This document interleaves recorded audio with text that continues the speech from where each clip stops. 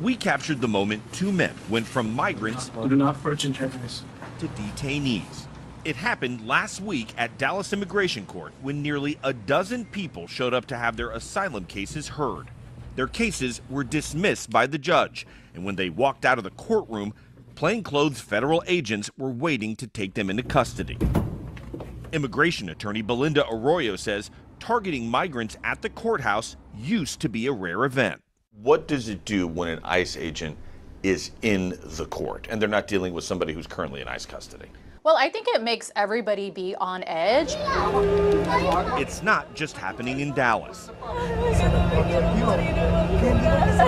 Asylum seekers in San Antonio were seen crying and begging for help as they were led away in handcuffs.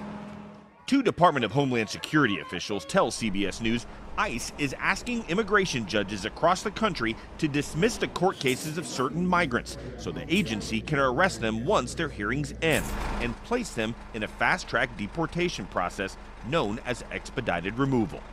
Outside a Miami courthouse, this migrant in cuffs says in Spanish, "It's a trap."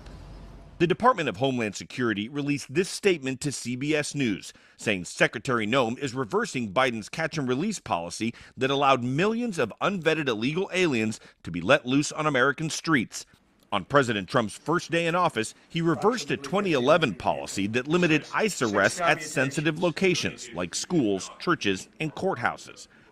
Arroyo says this new policy is part of the administration's crackdown. We literally have to tell people, like, no, it's okay. You know, we're going to be there with you. Nothing's going to happen. But can you guarantee that? But I honestly can't say that now, right? Like, I can't say that the way that we are seeing this administration move is that the reality is I don't know from day to day where we're going to be at.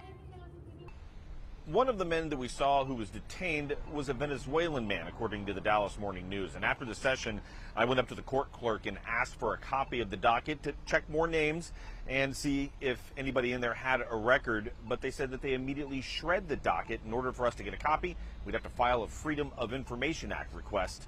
So we did. In Dallas, Omar Villafranca, CBS News.